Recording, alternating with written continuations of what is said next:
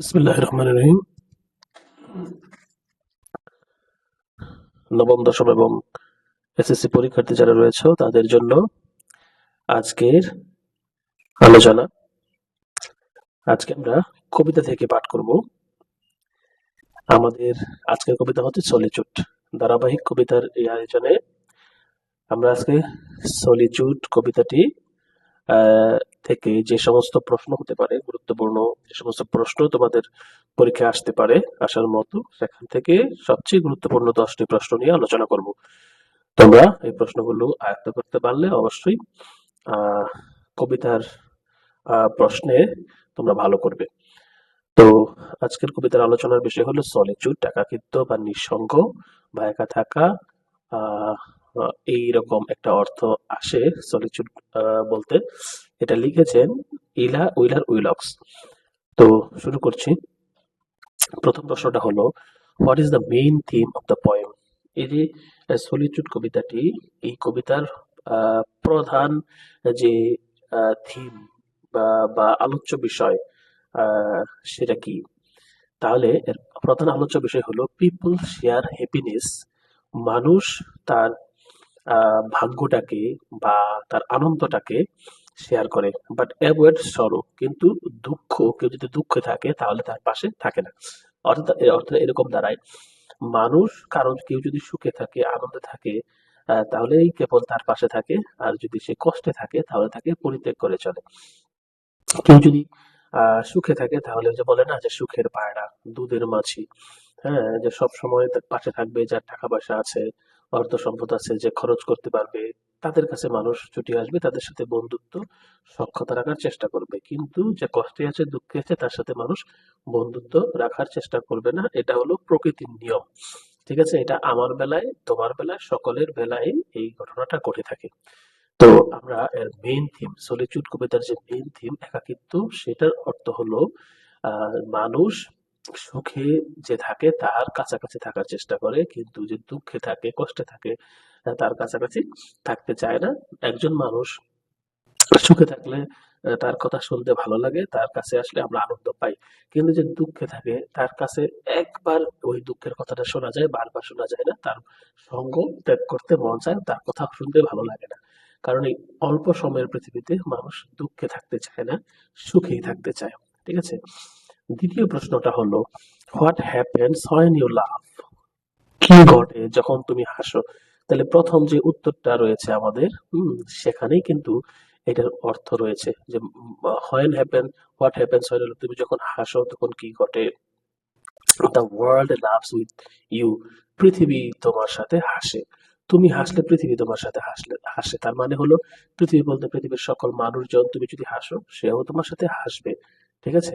অর্থাৎ সুখের সময় তোমার কাছে থাকবে, তোমাকে সঙ্গ দিবে।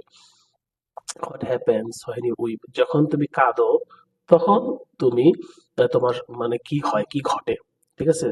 তাহলে ইউ উইপ অ্যালোন, তখন তুমি একাই কাঁদো। যখন তুমি কাঁদো তখন তুমি একাই কাঁদো, অর্থাৎ তুমি হাসলে তোমার সাথে অনেকে তাল মিলিয়ে হাসতে পারে, কিন্তু যখন তুমি কাঁদো তোমার সাথে কিন্তু সবাই তাল মিলিয়ে কাঁদতে পারে না।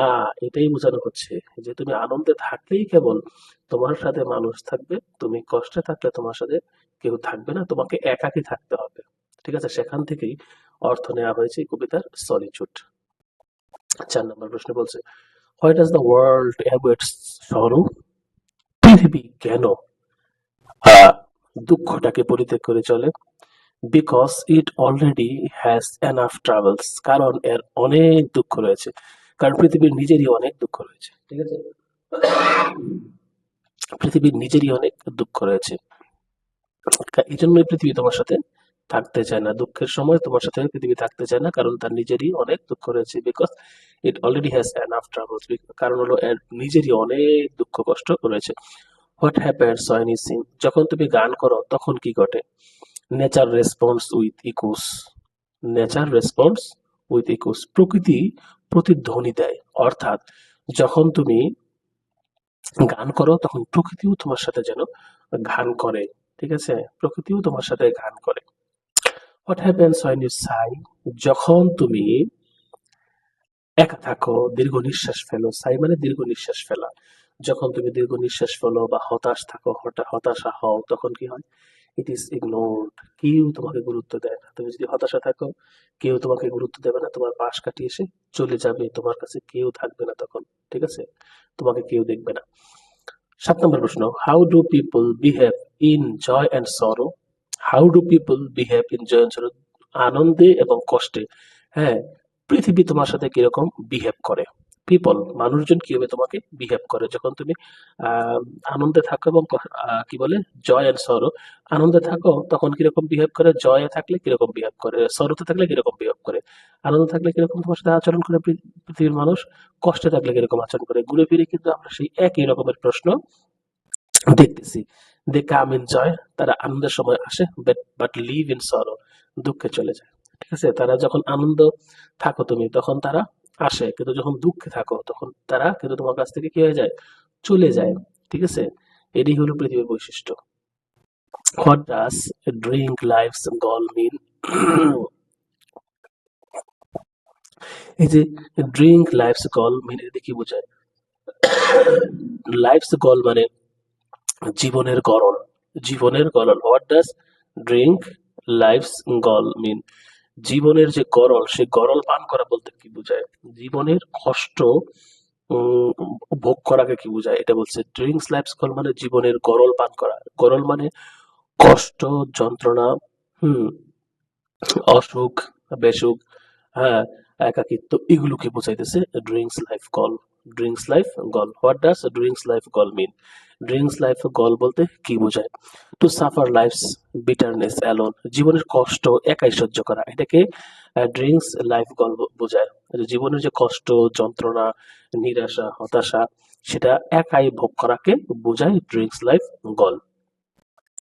আচ্ছা, আহ, এখন 9 নম্বর প্রশ্ন, what does the poet say about success? কবি সফলতা বলতে কি বুঝিয়েছেন?